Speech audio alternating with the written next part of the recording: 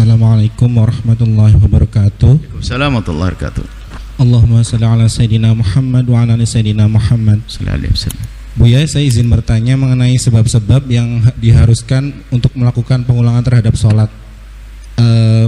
Saya sering sekali ada tiga hal yang ingin tiga titik yang ingin saya tanyakan. Yang pertama, saya sering bepergian menggunakan kereta dan sholat wajib di dalam kereta untuk tempat-tempat yang jauh, tapi saya tidak pernah mengulangi sholatnya. Kemudian saya juga hobi untuk naik ke gunung, Buya, dan saya selalu sholat untuk mengerjakan sholat wajib di gunung, tapi dengan keadaan yang tidak sempurna arahnya dan untuk lokasinya. Kemudian yang terakhir adalah mengenai hijab yang tadi yang baru disampaikan.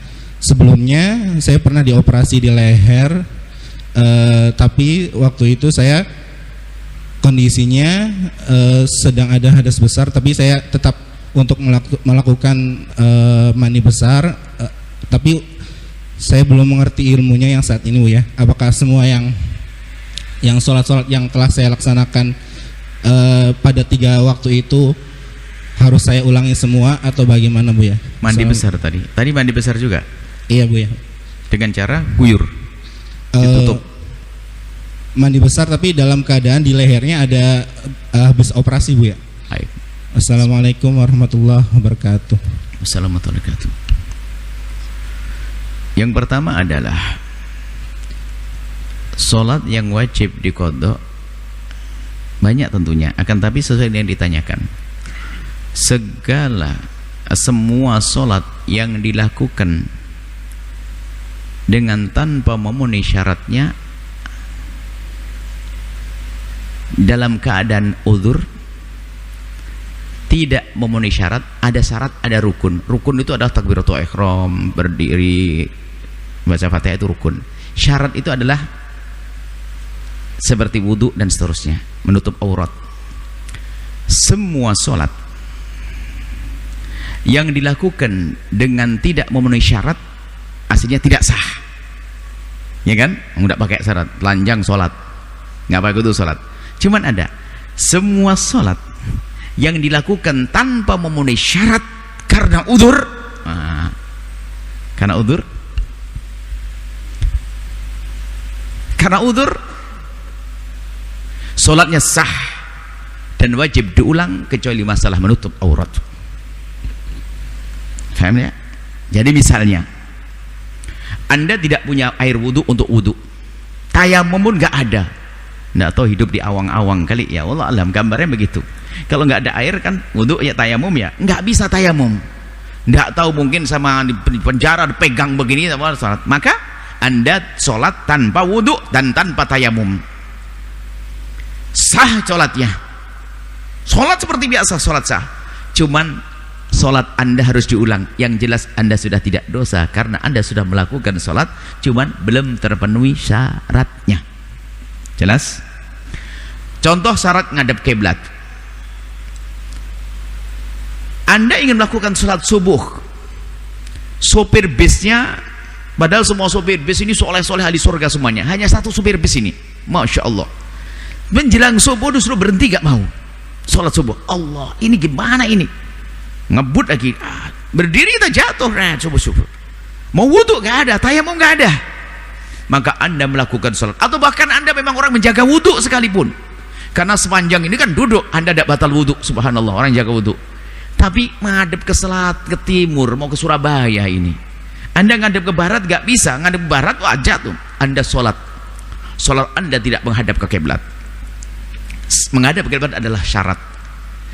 Sholat Anda sah karena udzur, Anda tidak mampu menghadap ke kiblat, maka sholat Anda sah, akan tapi wajib diulang.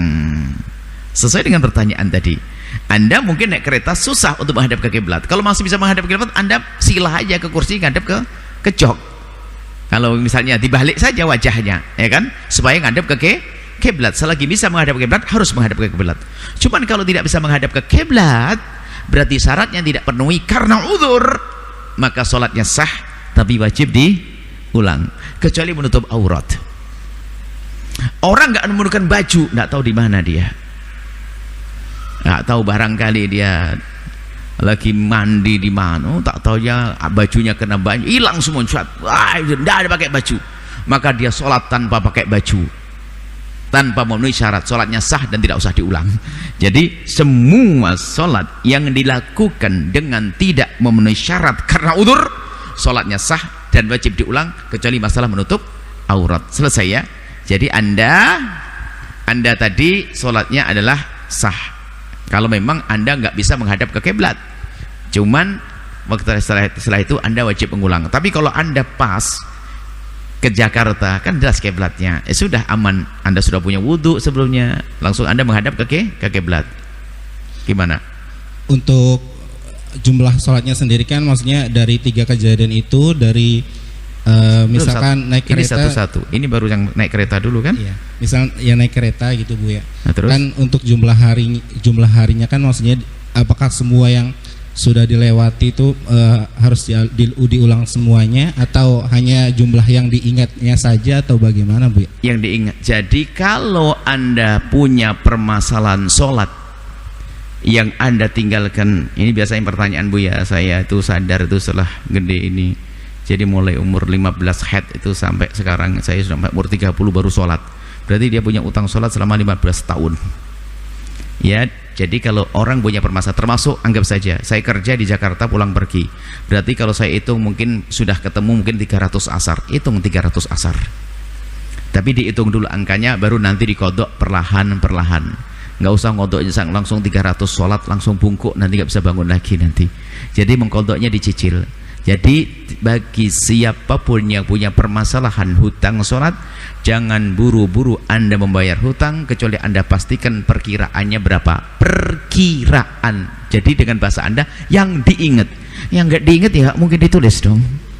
Cuman setelah itu anda perkirakan, anda tulis angka 30 sholat asar, 20 sholat maghrib, 30 sholat duhur. Setelah itu anda jangan mikir yang dulu, anda fokus pada angka, baru anda cicil nanti.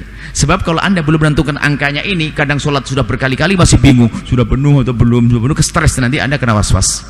Baik, kemudian yang kedua tadi masalah apa? Naik gunung sama. Kalau anda naik gunung seperti orang pergi ke hutan, jika anda memang tidak punya sarana untuk menemukan kiblat, gunung milik umum, anda boleh sholat di mana saja nggak pakai izin. Yang nggak boleh anda sholat di pekarangannya orang. Ya, gunung adalah milik orang. Saya, Gunung Cermai itu milik saya.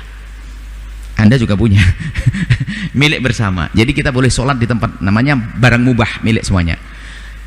Upayakan wudu sederhana. Anda sudah ngerti dengan kami bab thaharah, bisa segenggam air ya untuk basuh muka, itu sudah cukup untuk wudu. Dan ada pun ternyata kiblat.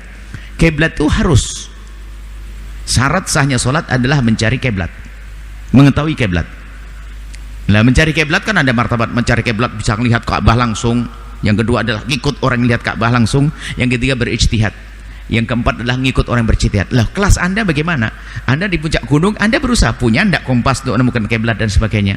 Kalau anda punya, ikuti itu dan selesai. Nggak usah mikir. Kompas saya konslet, nggak usah pikirin. Yang penting waktu anda menggunakan kompas mengarahkan pada kiblat, anda ikuti itu. Namanya ijtihad. Atau anda punya ilmu yang lainnya.